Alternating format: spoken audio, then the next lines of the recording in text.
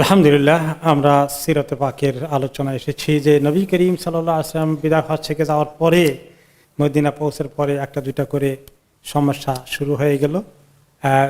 মিথ্যা নবুয়তের দাবিদারদের তিনি ফেস করতে হচ্ছে। আমরা লাস্ট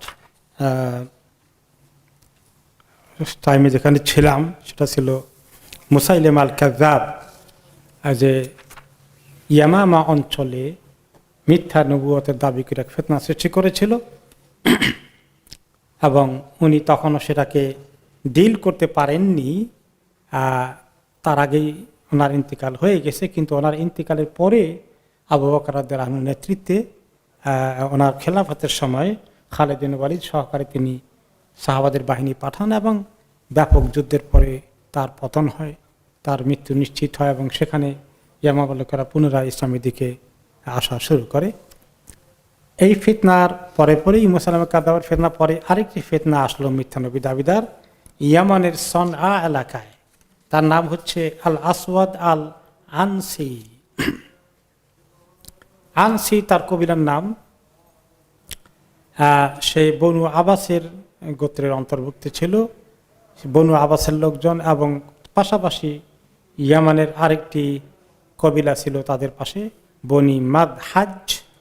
এরাও তার অনুগত হয়ে গেল। তার মিথ্যা নবুয়তের দাবি মিথ্যা নবুয়তের উসিলা সে ওখানকার নেতৃত্ব, লিডারশিপ, সেখানকার নেতা হওয়ার সুযোগ আর কি মনে করছে। নবী মুহাম্মদ সাল্লাল্লাহু আলাইহি ওয়াসাল্লাম নবুয়তের মাধ্যমে বিশাল নেতা হয়ে গেছেন, বিরাট রাষ্ট্রের তিনি দায়িত্ব পেয়েছেন। তো এটা তো খুব সুন্দর ব্যবস্থা দেখা যায়। তারা কপি করা শুরু করে দিল। মুসাইলিমার পরে ইয়ামানে আসলো আল আসওয়াদ আল আনসি। তার নাম আসলে আসওয়াদ না, তার নাম হলো আবহালা ইবনু কাব। আবহালা তার নাম, কিন্তু তাকে আবহালা হিসেবে না চিনে লোকেরা চিনে আসওয়াদ হিসাবে। আসওয়াদ শব্দের অর্থ কি? কালো, খুবই কালো, অদ্ভুত কালো। গোটা শরীর যা কালো না আছে, চেহারাটা খুব বেশি কালো ছিল। এই জন্য লোকেরা তার নাম বাদ দিয়ে ওই কালো নামেই তাকে ডাকে। তো এখান থেকে আসওয়াদ। আবার তাকে কেউ কেউ বলতে জু খেমার বা জুল খেমার। তা সেই মুখটাকে, চেহারাকে ঢেকে রাখতো নেকাবের মতো, খালি চোখ খোলা রাখতো, কারণ কালো চেহারা দেখা যায় তার নিজেরও খারাপ লাগতো। এই জন্য সে চেহারাকে ঢেকে রাখত। এটা তো তার সৃষ্টিগত, কিন্তু তার মধ্যে আরো কিছু ছিল যে আসলে সে শয়তান তার সাথী ছিল আর কি, একরকম বলা যায়। সে গণক ছিল এবং কিছু ভণ্ডামির ট্রিক, জাদুর খেলের মতো এগুলোও কিছু শিখেছিল, যেগুলোর সঙ্গে জিনদের সম্পর্ক থাকে। এইগুলো নিয়ে সে লোকদেরকে ভেলকি দেখাতো। আমাদের দেশে বলে যে ভেলকিবাজি করে, ভেলকিবাজ ছিল সে। এবং কিছু কিছু জিনিস দেখাতো যে জাদুর ট্রিকের মতো, যেটা লোকদের কাছে খুব আকর্ষণীয় হয়ে যেত। এভাবে করে সে কিছু লোকদেরকে জমানো শুরু করে দিল, আর এটাই হলো তার নবুয়তের মুজিজা আর কি, সে জাহির করা শুরু করে দিল। এবং তার কথা কিছু ছড়ার মতো করে বলতে পারত, তার কথায় লোকেরা খুব ইন্টারেস্টেড হয়ে শুনত। এগুলোকে সে কাজে লাগিয়ে তার নবুয়তের দাবি করা শুরু করে দিল। নবী করিম সাল্লাল্লাহু আলাইহি ওয়াসাল্লাম যখনই বিদায় হজ থেকে মদিনায় ফেরত এসেছেন, তখনই স্থানীয়ভাবে সে তার ফিতনা শুরু করে দিয়েছে। এবং তার ফিতনা হওয়ার পরে সে তো যে কবিলা, সে কবিলা হলো বনু আবাস। তারা দেখলো যে তাদের পাশের কবিলা ছিল মাদহাজ। তারাও তাকে বলে দিল, মাদহাজের লোকেরা, ভালোই তো হয়েছে, আমরা ওই নবী মুহাম্মদ মদিনার থেকে তার গভর্নর পাঠান, এত দূরের লোকদের আনুগত্য করা দরকার কি, স্থানীয় লিডার পেয়ে যাই, ভালোই হবে। তাদের নিজেদের একটু স্বাধীনতাও তারা পেয়ে যাবে মদিনার কন্ট্রোল থেকে। তো বনু মাদহাজের লোকেরা তাকে সঙ্গ দিল এবং তাকে বলে দিল যে আমরা তোমার সঙ্গে আছি, তোমরা এক কাজ করো, নাজরান এলাকা, যেটা নবী রাসূলুল্লাহ সাল্লাল্লাহু আলাইহি ওয়াসাল্লামের সাহাবীদের দায়িত্বে, তারা মুসলমানদের কাছে মুসলমানদের বশ্যতা স্বীকার করেছে, কিছু লোক ইসলাম কবুল করেছে, বাকিরা খ্রিস্টান থেকেও তারা মুসলমান রাষ্ট্রের অন্তর্ভুক্ত হয়েছে। তারা বললো আমরা তোমাদেরকে হেল্প করবো, নাজরান এলাকা তুমি দখল করে ফেলাও। তখন সে তাদেরকে নিয়ে তার নিজের কবিলা বনু আবাস এবং বনু মাদহাজের লোকদেরকে নিয়ে সেখানে অভিযান চালিয়ে যেহেতু তারা বিশাল সংখ্যা সেখানকে তারা দখল করে ফেললো।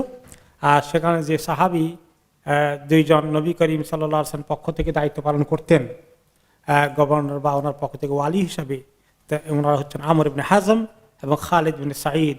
এই দুইজনকে তারা সেখান থেকে বের করে দিল। ওনারা খবর পেলেন যে তারা আসতেছে, ওনারা সেখানে তো মুসলমানদের কোনো বাহিনীও নেই মোকাবিলা করতে, কাজে ওনারা সেখান থেকে প্রস্থান করলেন। তারপরে আবার সে সনআ, যেটা ইয়ামানের মেইন সিটি, মেইন শহর, সেটাকে সে দখল করে ফেললো। সেখানেও যারা ছিল সেটা কিন্তু নবী করিম সাল্লাল্লাহু আলাইহি ওয়াসাল্লামের আন্ডারে ছিল। মুআয ইবনে জাবাল রাদিয়াল্লাহু আনহুকে তিনি সেখানে পাঠিয়েছিলেন এবং সেখানে সাহাবী মুহাজির ইবনে উমাইয়া নবী করিম সাল্লাল্লাহু আলাইহি ওয়াসাল্লামের পক্ষ থেকে গভর্নর হিসেবে নিযুক্ত ছিলেন। আর মুআয ছিলেন সেখানকার বড় আলেম, মুফতি, যাকাত কালেক্টর, তাবলীগ দাওয়াতে কাজ করতেন শিক্ষক হিসাবে। ওনারা দুইজনকে দেখলেন যে হঠাৎ করে সে দখল করে ফেলেছে। ওনারা ওই মুহূর্তে মোকাবিলা করার মতো সৈন্য সামন্ত ওনাদের সঙ্গে ছিল না, বিদায় ওনারা সেফ সাইডে চলে গিয়েছেন এবং অপেক্ষা করলেন যে মদিনার থেকে রাসূলুল্লাহ সাল্লাল্লাহু আলাইহি ওয়াসাল্লামের সঙ্গে যোগাযোগ করে কি করা যায় এবং উনি বাহিনী পাবেন কিনা। এগুলার চলা অবস্থাতেই নবী করিম সাল্লাল্লাহু আলাইহি ওয়াসাল্লামের অসুস্থতা শুরু হয়ে গেল। যাই হোক, এখন এই আসওয়াদের সঙ্গে দুইটা জিন ছিল, একটার নাম ছিল সোহাইক আর একটার নাম ছিল শোকাইক। এই দুটো জিন তার মেইন এই মুজেজার কারিগর আর কি। এই দুটো তাকে বিভিন্ন সময় অনেক খবর দিত। জিনেরা চুরি করে কিছু গোপন খবর নিয়ে আসে, গায়েবের খবর বলে দিলে তো মানুষ একদম ধোকায় পড়ে যায়, এভাবেই করতো। এভাবে তার ফিতনা চলা অবস্থায় নবী করিম সাল্লাল্লাহু আলাইহি ওয়াসাল্লামের ইন্তেকালের আগেই, উনি কিছু পাঠানোর আগেই সেখানে কিছু ঘটে গেল এবং সেই ঘটাতে সেখানে তাকে কতল করা হয়ে গেল। কিভাবে? সে ওখানকার আরেক শাসক ছিল, তাকে হত্যা করে এবং তার স্ত্রীকে সে জোর করে বিয়ে করে। এগুলো করে অনেক ফিতনা তার ব্যাপারে। কিছু লোক মুসলমানও আছেন, তারা চুপচাপ, কেউ পালিয়ে গেছেন, অপেক্ষায় আছেন যে এখন যে ফিতনা শুরু করেছে, সম্মিলিত অর্গানাইজড সুশৃঙ্খল কোনো বাহিনী না আসা পর্যন্ত ওনারা অপেক্ষা করছিলেন যে কি করা যায়। কিন্তু ইতিমধ্যেই কিছু মুসলিমও ছিলেন যারা তার যে স্ত্রীকে দখল করে, আরেকজন স্ত্রীকে সে তাকে হত্যা করে তার স্ত্রীকে বিয়ে করেছে, তার সঙ্গে যোগাযোগ করে রাতের বেলায় অতর্কিত হামলা করে তাকে হত্যা করে ফেলে। এটা নবী করিম সাল্লাল্লাহু আলাইহি ওয়াসাল্লাম ইন্তেকালের আগেই ঘটে। কাজে এই ফিতনাটা আর বাড়তে পারেনি। তারপরে তারা কয়েকজনে মিলে পরে মুআয ইবনে জাবাল এবং ওনার পক্ষ থেকে যে গভর্নর ছিলেন ওনারা এসে পুনরায় রাষ্ট্রীয় ক্ষমতাটাকে ওনারা পুনঃস্থাপন করেন এবং সেটা শৃঙ্খলার ভিতরে চলে আসে। ওখানে কোনো আর যুদ্ধ করতে হয়নি। যখন তাকে হত্যা করে ফেলা হয়েছে রাত্রিবেলায়, তখন সকালবেলায় যে সাহাবীরা এই কাজ করেছিলেন তারা উঠে সেখানে শহরের দেওয়ালের উপরে উঠে জোরে আজান দিলেন এবং বলে দিলেন যে এখানে ওই জালিম নিহত হয়ে গেছে, এখানে মুসলমানরা যারা আছো তোমরা চলে আসো। আর তাদের দুশমনদেরকে বলে দিলেন যে তোমরা বাড়াবাড়ি করলে কোনো লাভ হবে না। তার সঙ্গী সাথী যারা ছিল তারা তখন দেখলো তাদের আসল লিডারই মরে গেছে, যার মর্যাদাওয়ালা সেই মরে গেছে, এখন তার সঙ্গে লড়াই করে লাভ কি। তখন তারা কেউ কেউ ইসলাম কবুল করলো, বাকিরা পালিয়ে চলে গেল। আর মোটামুটি শেষ পর্যন্ত তার নবুয়তের এই অপতৎপরতা, মিথ্যা নবুয়তের মাত্র 4 মাস চলেছিল, আল্লাহ তাআলা তাকে খতম করে দিলেন। এই ফিতনা শেষ ইয়ামানে।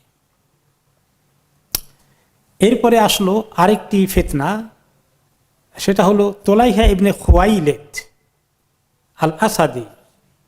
ওকে, এই 3 নম্বর মিথ্যা নবী দাউদার নবী করিম সাল্লাল্লাহু আলাইহি ওয়াসাল্লামের জীবদ্দশায়, এবং এই ব্যক্তি ইয়ামান থেকে গিয়েছিল এবং তার কওমের সঙ্গে গিয়ে মদিনাতে নবী করিম সাল্লাল্লাহু আলাইহি ওয়াসাল্লামের সঙ্গে আলাপ আলোচনা করে ইসলাম কবুল করেন।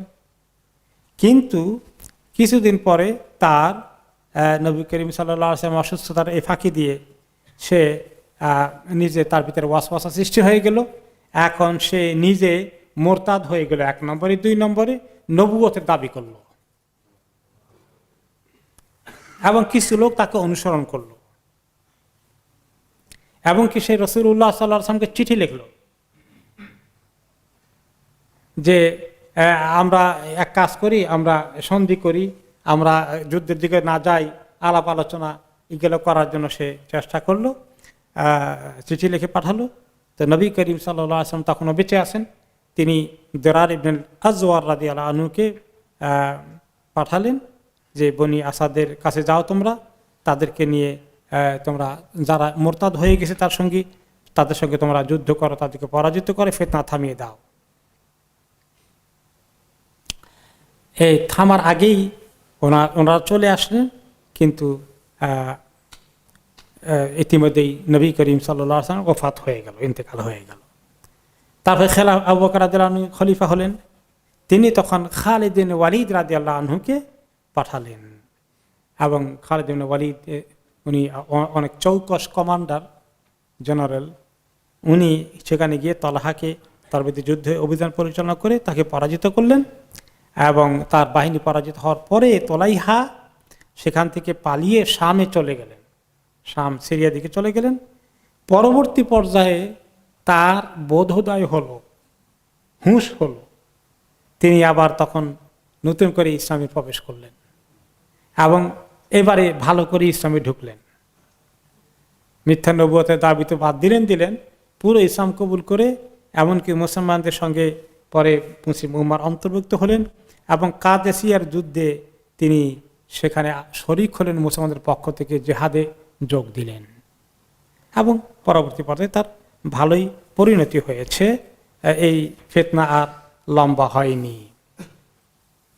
এই তিনজন মিথ্যা নবীর আবির্ভাব হলো, দুইজন কতল হয়ে গেল, তৃতীয় জন পরবর্তী পর্যায়ে বেঁচে গিয়েও তওবা করে আবার মুসলিম হয়ে গেলেন। তো আল্লাহ তাআলা তিনজনকেই থামিয়ে দিলেন। নবী করিম সাল্লাল্লাহু আলাইহি ওয়াসাল্লামের ইন্তেকালের পরে ওই দুজনকে হত্যা করা হলো আর আরেকজন নিজেই তিনি চলে আসলেন। কাজেই মিথ্যা নবীদের মাথাচাড়া দিয়ে যেভাবে উঠেছিল সেটা আর তত বেশি ফিতনা সৃষ্টি করতে পারেনি। এভাবে করতে করতে জিলহজ মাসটা শেষ হয়ে গেল, রবিউল আউয়াল মাস চলে আসলো। ওকে, রবিউল আউয়াল মাসও চলে গেল। ওকে, তারপরে আসলো সফর মাস। এবারে হিজরি 11 সন চলতেছে, তাই না? মুহররম গেল, মুহররম রবিউল আউয়াল কেন বলছি, জিলহজ মাস শেষ হয়ে গেল, তারপরে আসলো মুহররম শেষ হয়ে গেল, সফর মাস আসলো। এই সফর মাসে এটা হিজরি 11তম সন শুরু হয়েছে। এই সময় নবী করিম সাল্লাল্লাহু আলাইহি সাল্লাম সিদ্ধান্ত নিলেন, কিছুটা অসুস্থতা ওনার একটু ভাব এসেছে, কিন্তু এখনো তিনি অসুস্থ হয়ে পড়েননি, কিছুটা শরীর একটু খারাপ লাগছে। তারপরে তিনি সিদ্ধান্ত নিলেন যে আমরা রোমান বাহিনীর বিরুদ্ধে সৈন্যদেরকে পাঠাবো, কারণ সেখানে তিনি পাঠিয়েছিলেন যে সেখানে কাদেসিয়ার যুদ্ধে ওনার জীবনের শেষ মুহূর্তে সেখানে যে যুদ্ধ হলো ওখানে তো ছিলেন ওনার যায়েদ ইবন হারিসা, ওনার আপন ছেলের মতো মানে পালিত পুত্র ছিল, যে ওনার যেখানে শাহাদাত বরণ করলেন। সেই জায়গাতে রোমান বাহিনীর মোকাবিলা করার জন্য তিনি পাঠালেন এবার বিশাল বাহিনী। সেই বাহিনীর কমান্ডার বানালেন উসামা ইবনে জায়েদকে, যে জায়েদ ইবনে হারিসা নবী করিম সাল্লাল্লাহু আলাইহি ওয়াসাল্লাম পালক পুত্রের মতো ছিল, পরে তার পালক পুত্র থাকেনি, কিন্তু সেভাবেই তিনি কাছাকাছি ছিলেন, ওনাকে পাঠিয়েছিলেন, উনি সেখানে শহীদ হন। এই জন্য ওনার জায়গায় ওই একই এলাকায় পাঠাচ্ছেন বাহিনী, রোমান বাহিনী মোকাবিলা করতে, ওনার ছেলেকে দিয়ে। ছেলে হলেন উসামা, ছেলের বয়স মাত্র 18 বছর এবং সেখানে অনেক সিনিয়র সাহাবীরা রয়েছে ওনার আন্ডারে। এবং তিনি তাকে বললেন যে তুমি যাও সেদিকে গিয়ে বালকা এলাকায়, ফিলিস্তিনের বালকা এলাকায় গিয়ে তুমি সেখানে তোমার শিবির গাড়বে এবং রোমান বাহিনী মোকাবিলার জন্য প্রস্তুতি নিতে থাকবে। সের ইলামা যে মাখতালে আবিকা ফাউতেহুমুল খাইল, তোমার বাবাকে যেখানে হত্যা করা হয়েছে সেই জায়গায় যাও, তার দুশমনদেরকে তোমাদের ঘোড়া দিয়ে তোমরা সেখানে তাদেরকে দমন করতে যাও, তোমাকে সেখানে পাঠাবো। ফাকাদ ওয়াল্লাইতুকা হাদাল জাইশ, রোমান বাহিনীর বিরুদ্ধে লড়াই করতে তোমাকে আমি এই কমান্ডার বানিয়ে দিলাম। 18 বছর ছেলে। ফাগের সাবাহান আলা আহলে উবনা, তাদের উপরে সকাল সকাল গিয়ে তুমি ভোরবেলায় আক্রমণ শুরু করে দেবে। আর এত দ্রুত গতিতে যাবে তোমার বাহিনী নিয়ে, যাতে করে তোমার খবর কোনো গোয়েন্দাদের মাধ্যমে পাওয়ার আগেই তুমি পৌঁছে যাও সেখানে, তারা যেন কোনো খবর না পায়। আর যদি আল্লাহ তাআলা তোমাকে বিজয় দান করেন সেখানে, ওখানে বেশি দিন থেকো না, বিজয় অর্জন করে আবার মদিনার দিকে চলে এসো। আর তোমার সাথে করে যারা রাস্তা চেনে, তুমি তো কোনোদিন সেদিকে যাওনি, এরকম কিছু গাইড নিয়ে যাও, রাহবার নিয়ে যাও, এবং তোমার গোয়েন্দা নিয়ে যাও, তো তাদেরকে পাঠিয়ে দেবা, যাতে করে তারা আগাম খবর নিয়ে আসে দুশমন কোথায় কোন দিকে। এগুলো সব কিছু যুদ্ধের টেকনিক তিনি তাকে শিখিয়ে দিলেন। এই কথাবার্তা হচ্ছে, এইগুলো বলে উনি ওনাকে রেডি করছেন। আর ইতিমধ্যেই ওনার শরীর খারাপ হওয়া শুরু করে দিল। রাসূলুল্লাহ সাল্লাল্লাহু আলাইহি ওয়াসাল্লামের এই সফর মাসেই ওনার এই শরীরটা একটু খারাপ হয়ে গেল। এত খারাপ হয়নি, এখনও তিনি নড়াচড়া করছেন, কাজকর্ম চালিয়ে যাচ্ছেন। তো বৃহস্পতিবারের সকালে নবী করিম সাল্লাল্লাহু আলাইহি ওয়াসাল্লাম কি করলেন, তিনি যুদ্ধের পতাকা, মেইন বড় পতাকা যেটা ওনার বাহিনীর থাকবে, সেটা তিনি উসামার হাতে তুলে দিলেন। আর তখন আবার বলে দিলেন, উগজু বিসমিল্লাহ, আল্লাহর নামে যুদ্ধ শুরু করে দিও। শুরুর আগে আল্লাহর কাছে দোয়া করো, আল্লাহর নাম পড়ে শুরু করবা। ফি সাবিলিল্লাহ, আল্লাহর রাস্তায়। ফাকাতিল মান কাফারা বিল্লাহ, কাফেররা যারা মোকাবিলা করতে আসে তাদের সঙ্গে তুমি লড়াই করো, তাদেরকে তুমি তোমার সামনে পড়লে তাদেরকে তুমি শেষ করে দাও। উসামা রাদিয়াল্লাহু আনহু তখন ওনার হাত থেকে রিসিভ করলেন, করে তিনি বুরাইদা ইবনে হুসাইব আল আসলামের হাতে দিলেন যে তুমি এটা ক্যারি করবা। এবং তিনি রওনা করে দিয়ে আল জোরফ এলাকায়, মদিনা থেকে একটু দূরে, এখনও সিরিয়া যাওয়া পৌঁছার বা ফিলিস্তিনে পৌঁছার একটু বাকি আছে, সেই জায়গায় তিনি অবস্থান করলেন। এবং এই বাহিনীতে মুহাজির এবং আনসারদের সিনিয়র অনেকেই এখানে ছিলেন। তার মধ্যে কে ছিলেন জানেন? ওমর ইবনে খাত্তাব রাদিয়াল্লাহু আনহু, আল্লাহু আকবার। আবু উবাইদা ইবনে জাররাহ, অনেক বড় কমান্ডার, অভিজ্ঞ। সাদ ইবনে আবি ওয়াক্কাস, মদিনার অন্যতম বড় লিডার। সাঈদ ইবনে যায়েদ, কাতাদা ইবনে নু'মান, সালাম ইবনে আসলাম ইবনে হারিস, এত বড় বড় সিনিয়র লিডাররা এই 18 বছরের কিশোরের নেতৃত্বে এই বাহিনীতে যোগ দিয়েছেন। কেউ কেউ কথাবার্তা বলেছিলেন, একটু কানাঘুষা করলেন, বা নবী করিম সাল্লাল্লাহু আলাইহি ওয়াসাল্লামের কাছে কেউ কেউ বললেন যে ইয়া রাসূলুল্লাহ, এত বড় বাহিনী পাঠাচ্ছেন, উসামা তো মাত্র একেবারে 18 বছরে পারবে সে এই লিডারশিপ চালাতে? আরো সিনিয়র কাউকে দেবেন কিনা পুনর্বিবেচনা করার জন্য কেউ কেউ ওনার সঙ্গে কথা বললেন। ওমর রাদিয়াল্লাহু আনহু, ওনারা কেউ না, অন্যরা আর কি, এই কথা বলা বলি করলেন। তো রাসূলুল্লাহ সাল্লাল্লাহু আলাইহি ওয়াসাল্লাম তাদের আলোচনা সমালোচনা শুনলেন, শুনে তিনি মসজিদে দাঁড়িয়ে খুতবা দিলেন। বললেন, তখনও যায় না এরকম, ওনারা এখনো রওনা হননি। তো বললেন যে তোমরা জানো উসামাকে, উসামার অনেক সুন্দর সুন্দর কিছু বয়ান তিনি গুণ বয়ান করলেন, এবং বললেন যে তোমরা নিশ্চিত থাকো এই বাহিনীর লিডার হিসেবে সে উপযুক্ত বলেই আমি তাকে বাছাই করেছি। এখন উসামা রওনা করে দিয়েছেন, কিন্তু তিনি ইতিমধ্যে খবর, তিনি খুব চিন্তিত হয়ে রওনা করছেন যে নবী করিম সাল্লাল্লাহু আলাইহি ওয়াসাল্লাম শরীর ভারও দেখিনি, উসামা খুব কষ্ট হচ্ছে যেতে, আর কি ঘটে যায় মদিনায়, তিনি নবী করিম সাল্লাল্লাহু আলাইহি ওয়াসাল্লামকে মিস করবেন, থাকবেন না, এটাও। তো তিনি আরে খবরটা কতটুকুন এর প্রভাব পড়ে পরবর্তী পর্যায়ে, তিনি একটু গিয়ে আল জরফ এলাকায় অবস্থান নিলেন, যেটা মদিনা থেকে একটু দূরে, ফিলিস্তিনে ঢুকার কিছু আগে ওখানে অবস্থান করছেন। আর মদিনা থেকে কি খবর আসে, একটা এদার ওদার হওয়ার পরে আইদার উনি সুস্থ হবেন, অথবা যদি আল্লাহ ওনাকে নিয়ে যান, তাহলে ওনার পরে পরবর্তী খলিফা যিনি হবেন তার থেকে নির্দেশ নিয়ে তারপরে তিনি যাবেন, তাহলে একটা ক্লিয়ার হয়ে গেল। এরকম অবস্থায় তিনি যাওয়াটা ওনার জন্য একটু অপেক্ষা করলেন জোরফ এলাকায় গিয়ে। শেষ পর্যন্ত তো ওখানে থাকা অবস্থাতেই নবী করিম সাল্লাল্লাহু আলাইহি ওয়াসাল্লাম ওনাকে আল্লাহ নিয়ে যাবেন, নিয়ে গেলেন। তখন আবু বকর রাদিয়াল্লাহু আনহু সময় আসলো, তিনি পরে বললেন যে রাসূলুল্লাহ সাল্লাল্লাহু আলাইহি ওয়াসাল্লাম যে কাজে তোমাদেরকে পাঠিয়েছেন আমি সেই কাজ কন্টিনিউ করব, তোমরা এগিয়ে যাও। তখন মদিনা থেকে খবর পাঠালে ওনারা চলে গিয়েছিলেন। তো আমরা সেদিকে এখন না গিয়ে এখন রয়ে গেল মদিনায়। নবী করিম সাল্লাল্লাহু আলাইহি সাল্লামের আল্লাহর কাছে পৌঁছার সময়টা ক্রমান্বয়ে ঘনিয়ে আসছে। এই সময়টা আল্লাহ তাআলা ওনাকে নিয়ে যাবেন। সফর মাস চলছে, তো সফরের পরে কি রবিউল আউয়াল, তো সফর মাসে ওনার অসুস্থতা আরম্ভ হয়ে গেছে।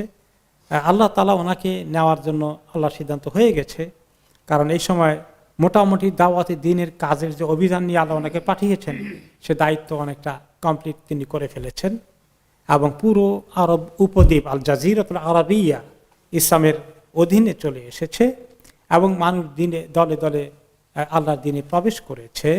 এবং সেখান থেকে শুধু নয়, আরব উপদ্বীপের বাইরে ইসলামের দাওয়াত অন্যান্য দেশে পৌঁছা শুরু করে দিয়েছে, এবং রোমান পারস্য বাহিনীদের কাছেও ইসলামের খবর কিছু গিয়েছে। তো তারাও সেখানে মোটামুটি খবর পেয়ে গেছে। আর এই সময় আল্লাহ তাআলা তিনি আল্লাহ নবীকে নিয়ে যাবেন, কারণ তিনি চান না হয়তোবা আল্লাহ তাআলার মানসা নবী আলাইহিস সালাতু ওয়াস সালাম বুড়ো হয়ে দুর্বল হয়ে দুনিয়া থেকে যাবেন, তাহলে নবুয়তের দায়িত্বটা পালার স্পিরিটটা সেইভাবে কন্টিনিউ করা মুশকিল হয়ে যাবে। কোনো দুর্বলতা সহকারে আল্লাহ তাআলা ওনাকে দায়িত্ব পালন করাবেন না। আল্লাহ তাআলা ওনাকে দুর্বল করে দায়িত্ব পালন করাবেন না। সুস্থ অবস্থায় একটু অসুস্থতার মাধ্যমে আল্লাহ নিয়ে যাবেন, যাতে ওনার শান সহকারে তিনি চলে যান। এটাই আল্লাহ তাআলা হয়তো মানসা আছে। ওনার মৃত্যুর আগে কিছু কিছু জিনিস ঘটল, যেমন প্রথম ওনার মৃত্যুর আলামত হচ্ছে সূরা আন-নাসর নাজিল হওয়া। সূরা নাসর কোনটা? ইযা জাআ নাসরুল্লাহ। ইমাম বুখারী ইবনে আব্বাস রাদিয়াল্লাহু আনহুমা থেকে হাদিস রিওয়ায়াত করে বলেন যে ওমর রাদিয়াল্লাহু তাআলা একদিন কি করলেন, সমস্ত সাহাবাদেরকে জিজ্ঞেস করলেন যে সিনিয়র সাহাবারা, যেটা আমরা একটু আগে শুনেছিলাম আরেকদিন, যে সিনিয়র সাহাবারা বললেন ওমর রাদিয়াল্লাহু আনহুকে যে আপনি সব বদরি সাহাবী অনেক সিনিয়র সাহাবীদেরকে বসান, সেখানে ছোট বাচ্চা একটারে বসান কেন? বাচ্চাকে আব্দুল্লাহ ইবনে আব্বাস রাদিয়াল্লাহু আনহু কেবল টিন এইজার, তো তিনি জানেন কেন বসান। তো তিনি এটা ব্যাখ্যা না করে বললেন যে ঠিক আছে আমি জবাব দেবো আরেকদিন ইবনে আব্বাসকে সহ ওনাদেরকে সময় মতো পেয়ে বললেন, আপনারা মুরব্বীরা সবাই বলেন তো, সিনিয়র সাহাবীরা, ইজা জা নাসরুল্লাহ ওয়াল ফাতহু, এর মধ্যে আল্লাহ তাআলা কি এখানে বুঝাতে চেয়েছেন, কি মেসেজ আমাদেরকে দিয়েছেন, এখানে আল্লাহ তাআলা কিসের ইঙ্গিত করেছেন, এই আয়াতের তাফসীর কি? তখন সব সাহাবীরা বললেন যে এখানে অনেক সুসংবাদ দিয়েছেন যে আল্লাহ তাআলা আমাদেরকে পারস্য এবং রোমান সাম্রাজ্য আমাদের আন্ডারে এনে দিবেন, সেগুলোর কিছু লক্ষণ অলরেডি শুরু হয়ে গেছে, এগুলো আমাদের জন্য সুসংবাদ এসেছে এখানে। তো তিনি বললেন ইবনে আব্বাসকে, মাযা তাকুলু আনতা ইয়া ইবনে আব্বাস, ইবনে আব্বাস এই সূরার ব্যাপারে আপনার বক্তব্য কি? ইবনে আব্বাস কি বললেন, আজাল আও মাসালুন দুরবা লি মুহাম্মাদিন সাল্লাল্লাহু আলাইহি ওয়াসাল্লাম নুয়াত লাহু নাফসুহু, এখানে আল্লাহ তাআলা নবী করিম সাল্লাল্লাহু আলাইহি ওয়াসাল্লামের আজল ঘনিয়ে এসেছে, ওনার সময় ঘনিয়ে এসেছে, এবং আল্লাহ তাআলা ওনাকে আগে থেকেই ওনার মৃত্যুর আগে ওনাকে তাজিয়া পেশ করছেন এবং সাহাবাদেরকে ইঙ্গিত দিচ্ছেন যে নবীকে উঠিয়ে নেওয়ার সময় হয়ে গেছে। তো তখন ওমর রাদিয়াল্লাহু আনহু বললেন যে ওনারা বলেছিলেন যে আমাদেরকে আল্লাহ এরকম বিজয় দিলে আল্লাহর ইস্তিগফার করব, ফতহ পাওয়ার, বিজয় পাওয়ার পরে এইগুলো আমরা শুনেছিলাম। কিন্তু তখন ইবনে আব্বাস এটা বললেন, বলার পরে তখন কাযালিকা তাকুলু ইয়া ইবনে আব্বাস, তো ইবনে আব্বাস তুমি কি এটা মনে করো? ইবনে আব্বাস বললেন যে না। ক্বালা ফামা তাকুল, তিনি বললেন যে আল্লাহ নবীর শেষ সময়ের ইঙ্গিত দেওয়া হয়েছে, হে নবী যখন আপনার সময় শেষের দিকে আসবে, তার মানে এসে যাচ্ছে, এই মুহূর্তে আপনাকে বেশি করে করতে হবে ইস্তিগফার, তওবা, আল্লাহর কাছে আপনি ইস্তিগফার তওবা করতে করতে দুনিয়া থেকে আসেন। তখন ওমর রাদিয়াল্লাহু আনহু ইবনে আব্বাসের কথা শুনে কি বললেন? মা আ'লামু মিনহা ইল্লা মা তাকুল, আপনি যে তাফসীর করেছেন যে এই আয়াতের দ্বারা কি বোঝানো হয়েছে এটাই আমি জানি, আমি আর কোনোটা জানি না, এটা আমার দৃষ্টিতেও তাই। তখন অন্যান্য সাহাবীরা বুঝতে পেরেছিলেন যে ইবনে আব্বাসকে কেন ওমর রাদিয়াল্লাহু আনহু এত কাছে বসান, গুরুত্বপূর্ণ সিদ্ধান্তে তিনি ওনাকে কোরআনের ভিত্তিতে হেল্প করতে পারবেন বিধায়। এখানে আমরা দেখি যে নবী করিম সাল্লাল্লাহু আলাইহি ওয়াসাল্লাম ইস্তেগফার বাড়িয়ে দিয়েছেন।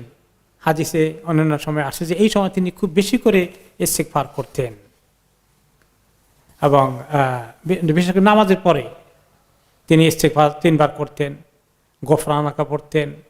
কোন মজলিস থেকে উঠে গেলে তিনি বেশি ইস্তেগফার করতেন, সুবহানাকাল্লাহুম্মা ওয়া বিহামদিকা আশহাদু আল্লা ইলাহা ইল্লা আনতা আস্তাগফিরুকা ওয়া আতুবু ইলাইক। সব জায়গায় ইস্তেগফারের তো গুরুত্ব অনেক বেশি, কিন্তু ওনার জীবনে সবসময় ইস্তেগফার করেছেন, কিন্তু এই সময় ইস্তেগফারকে অনেক বাড়িয়ে দিয়েছেন। এবং এই ইস্তেগফারের আমলটা উনি খুব করে করলেন, হাঁটতে চলতে আল্লাহ তাআলার কাছে খুব বেশি তওবা ইস্তেগফার করছেন। 2 নম্বর, ওনার ইন্তিকালের আগে আসলো আরেকটি ওনার প্রস্তুতির জন্যে, ওনার বিদায়ের পালার জন্যে মুদারাসাতুল কোরআন। ওই বছরই আসলে এই যে রমাদান পার হয়ে গেছে, রবিউল আউয়ালের আগে শেষ রমাদানে প্রত্যেক বছর জিবরাইল আলাইহিস সালাম এসে ওনাকে কোরআন পড়ান বা কোরআনের রিভিশন করেন একবার। এই ফাইনাল রমাদানে রিভিশন করলেন 2 বার, কারণ একদম ডাবল চেক করতে চান যে রাসূলুল্লাহ সাল্লাল্লাহু আলাইহি ওয়াসাল্লাম ঠিক মতো কোরআনকে কোনো জায়গায় ওনার ছুটে যায়নি, কারণ ওনার থেকে আবার সাহাবায়ে কেরামরা শিখছে। এই জন্য হাদিসে এসেছে, ফাতেমা রাদিয়াল্লাহু তাআলা আনহা বলেন, কালাত আসররা রাসূলুল্লাহ সাল্লাল্লাহু আলাইহি ওয়াসাল্লাম ইলা ফাতেমা রাদিয়াল্লাহু আনহা ফাআখবারাহা। ওকে, নবী করিম সাল্লাল্লাহু আলাইহি ওয়াসাল্লাম ফাতেমা রাদিয়াল্লাহু আনহাকে একটু একান্তভাবে বললেন, ইন্না জিবরাইলা কানা ইউআরিদুল কোরআন আলা কুল্লি সানা মাররা, যে প্রতি বছর জিবরাইল তো ফাতেমা আমার কাছে একবার আসেন রমাদানে, কোরআনকে রিভিশন করেন, পুরো কোরআন ঠিক যদ্দুর নাজিল হয়েছে আমার কাছে ঠিকমতো আছে কিনা, না কোনোটা আমি ভুলে গিয়েছি বা মিস করেছি, এটা ডাবল চেক করেন। কিন্তু আরাদান বিল আম আমার রতাইন, এই রমাদানে উনি এসেছিলেন জিবরাইল আমার কাছে 2 বার। এই আশার দ্বারা আমি বুঝলাম উনি ফাতেমাকে শুধু এই মেসেজটা দিয়েছেন, কাউকে দেন নাই, আরো আগে দিয়েছেন যে আলা আরা আল আজাল ইল্লা কাদ ইকতারাব, ফাতেমা আমি মনে হয় যেন আমার সময় ঘনিয়ে এসেছে, এই জন্য জিবরাইল 2 বার এসেছেন। ফাত্তাকিল্লাহ ওয়াসবিরি, সুবহানাল্লাহ, মেয়েকে প্রস্তুত করছেন, মা যদি কিছু ঘটে যায় আমার, যখন আল্লাহ আমাকে ডাকেন তুমি খবরদার আল্লাহকে ভয় করো এবং সবর করো, তোমার জন্য কোনো সবরের কমতি না হয় আমাকে হারিয়ে ফেললে। ফাইন্নী নি'মা সালাফু আনা লাকি, তবে আমি জানি যে আমি সবার আগে তোমার সঙ্গে আমার আল্লাহ দেখা করাবে। এই বছরই আবার রমাদানে তিনি আরেকটি কাজ করেছেন, মুদাআফাতু ইতিকাফি রমাদান। নবী করিম সাল্লাল্লাহু আলাইহি ওয়াসাল্লাম প্রতি বছর রমাদানের শেষ দিকে ইতিকাফ করতেন। যেই বছর ইন্তিকাল হয়ে যায় এই বছরটায় তিনি 20 দিনে ইতিকাফ করলেন। তাহলে এটাও আরেকটি ওনার দুনিয়া থেকে বিদায় নেওয়ার জন্য প্রস্তুতি চলছে, ইতিকাফ করে বেশি করে আল্লাহর কাছে তিনি দোয়া, ইস্তিগফার, তওবা, নিজের জীবনের ব্যক্তিগত আমলটাকে ফোকাস করবেন। দিনের দাওয়াতি কাজ এবং জিহাদ পরিচালনা থেকে শুরু করে রাষ্ট্র পরিচালনা কত ঝামেলা, একটু আল্লাহ তাআলার সঙ্গে একাগ্র চিত্তে ইবাদত করার মতো সুযোগ তিনি নিতে চান। তাহলে যারা আমাদের মতো গুনাহগার লোকেরা দৌড়াদৌড়ি করি দিনই কাজ করার জন্যে। তা আমরা আমাদের আল্লাহর সঙ্গে সময়টা যদি কমে যায় তাহলে তো ঠিক না। নবী করিম সাল্লাল্লাহু আলাইহি সাল্লাম তিনি এত ব্যস্ত, এত দায়িত্ব ওনার, তারপরেও তিনি আল্লাহ তাআলার সঙ্গে একাগ্রভাবে সময় কাটানোর জন্য ইতিকাফ করতেন। এবং এইবার তিনি 20 দিন করলেন এবং সেভাবেই আরও ইবাদত বাড়িয়ে দিয়েছেন, অন্যান্য ইবাদতের পরিমাণও বাড়িয়ে দিয়েছেন আগের তুলনায়। এটাও একটি লক্ষণ যে তিনি দুনিয়া থেকে বিদায় নিচ্ছেন। তারপরে আসলো যে নবী করিম সাল্লাল্লাহু আলাইহি সাল্লাম নিজেই এই বছরটাই, লাস্ট ইয়ারটা যেটা হজ করলেন, এই সময় আপনারা লক্ষ্য করেছেন যখনই তিনি মক্কায় গিয়েছেন, হজ করেছেন, হজের মিনা, মুজদালিফা, আরাফাত সব জায়গায় কি বলেছেন? এলে তাখুদু মানাসিকাকুম, আমার থেকে হজের নিয়ম কানুন শিখে নাও। ফাইনি লা আদরি লাআল্লি লা আহজ্জু বাদা হাজ্জাতি হাদিহি, আমি জানি না এই হজের পরে কি আমার কোনোদিন আর হজ করার সুযোগ হবে কিনা, হয়তো বা নাও হতে পারে। তাহলে ওনাকে আল্লাহ তাআলা এমনিতেই ভিতরে ভিতরে জানিয়ে দিয়েছেন। আমরা কয়েক জায়গায় সেটা শুনেছি। এরপরে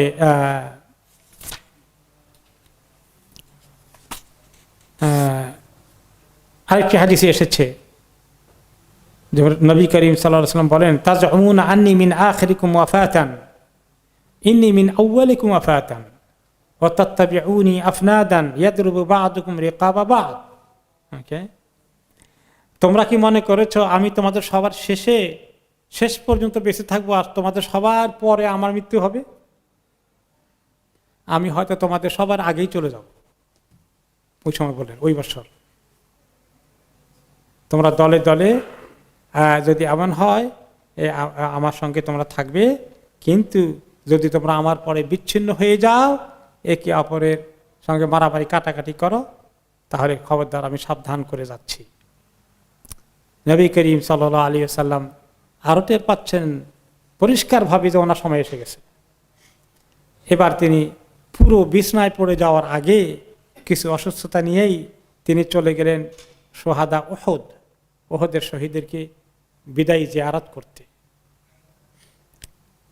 হজরতে থেকে আসার পরে তিনি তাদেরকে ফাইনাল জিয়ারত করলেন এবং তারপরে তাদের জন্য দোয়া করলেন।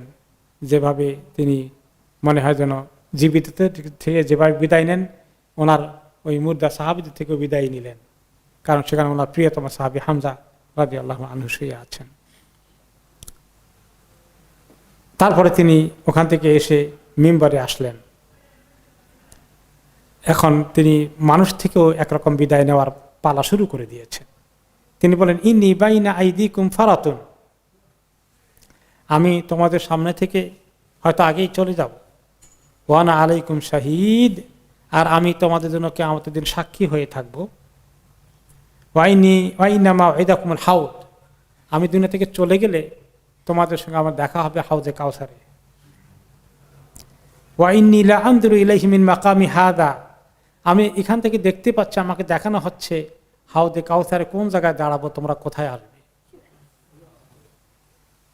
ওয়াইন্নী লাস্তু আখশা আলাইকুম আন তুশরিকু, আমার কোনো আশঙ্কা নেই যে তোমরা মুসলমানরা সরাসরি মূর্তি পূজার দিকে চলে যাবে, এমন শিরকের দিকে যাবে, এটা আমি আশঙ্কা করছি না। আমার পরে ইমিডিয়েটলি তোমাদের মধ্যে এই শিরক ঢুকবে না, হয়তো ইমিডিয়েটলি, পরবর্তী পর্যায়ে কোনো কোনো জায়গায় হতে পারে, কিন্তু অতি সত্বরই আরব উপদ্বীপে এত হবে না। কিন্তু আমার ভয় আরেকটা, ওয়ালাকিন্নী আখশা আলাইকুম দুনিয়া আন তানাফাসুহা, কিন্তু আমার আশঙ্কা যে দুনিয়াবি বিষয়, দুনিয়ার সুযোগ সুবিধা, দুনিয়ার পাওনা, দুনিয়ার সুখ শান্তি, দুনিয়ার পদ পজিশন, সম্পদ, এগুলো নিয়ে তোমাদের মধ্যে কম্পিটিশন, মোকাবিলা, ঝগড়া ফাসাদ, যুদ্ধ বিগ্রহ শুরু হয়ে যেতে পারে। এবং তাই হয়েছে। পরবর্তী পর্যায়ে মুসলমানদের মধ্যে, সাহাবাদের মধ্যেও বিবাদ শুরু হয়ে গিয়েছিল এবং দুনিয়ার জন্য অনেকটা দুনিয়াবি প্রতিযোগিতা চলে এসেছিল। ওনার ওই কথা যখন তিনি বলেছিলেন মিম্বার থেকে, সে এই হাদিসে যিনি রেওয়ায়েত করেছেন তিনি হচ্ছেন উকবা ইবনে আমির রাদিয়াল্লাহু আনহু। তিনি হাদিসটি রেওয়ায়েত করে বলেন, ফাকানাত আখিরা নাযরাতিন নাযারতুহা ইলা রাসূলিল্লাহি সাল্লাল্লাহু আলাইহি ওয়াসাল্লাম, তিনি বলেন তিনি যে মেম্বারকে খুতবা দিয়েছিলেন, ওনাকে যে দেখেছিলাম আমি, ওনার চেহারা, এটা ছিল আমার জীবনের ফাইনাল দেখা ওনার চেহারাকে।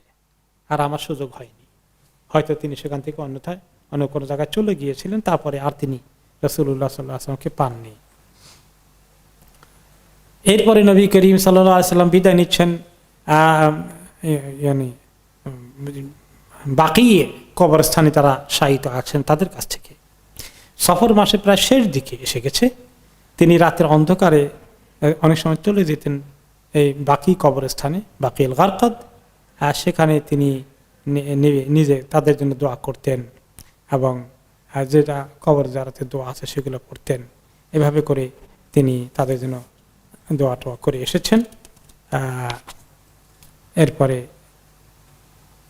তারপরেই ওনার আস্তে আস্তে সফর মাসের শেষ দিকে ওনার অসুস্থতা মোটামুটি একটু বেশ খারাপের দিকে, দ্রুত গতিতে শরীরটা খারাপ হয়ে যাচ্ছে। এটা শুরু হয়েছে সফর মাসের শেষ কয়েক রাত্র থেকে, এবং সেখান থেকে শুরু হয়ে হয়তো 28, 29 আর মাস 30-এ থাকলে 2-3টা রাত্র পেয়েছেন সফর মাসের। আর তারপরেই তো কোন মাস? রবিউল আউয়াল।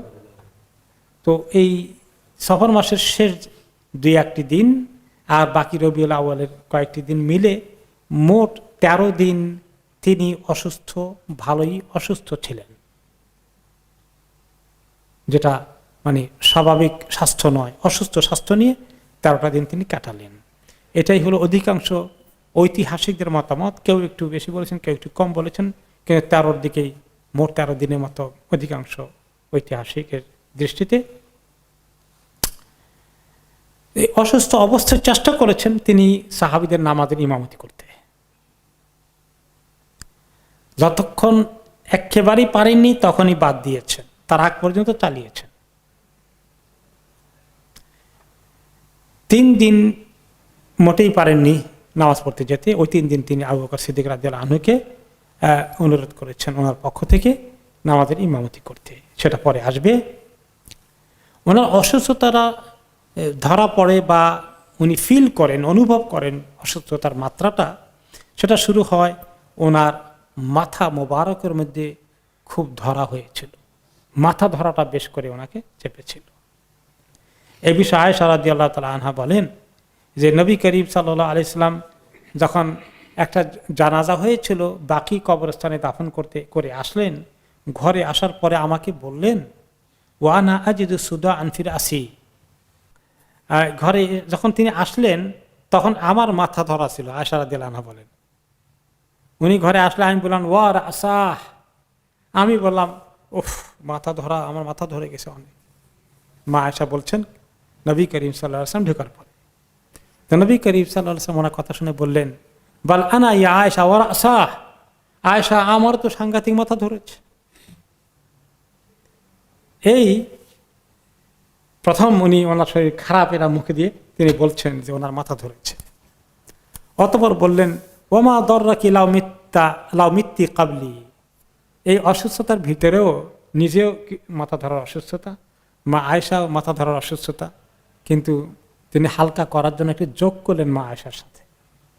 যোগ করে কি বললেন, ওমা দররাকি লাউ মিত্তি কাবলি, তুমি যদি আমার আগেই তোমার মাথা ধরে যদি তুমি মরেই যাও আয়েশা, তোমার মৃত্যু হয়ে গেলে তো তোমার তো কোনো ক্ষতি হবে না, কারণ তোমার লাভ হবে অনেক। সেটা কি? ফাকাসাল তুকি অকাফান তুকে, আমি নিজের হাতে তোমাকে শরীর ধোয়াই দেব, তোমাকে কাফন পরিয়ে দেব।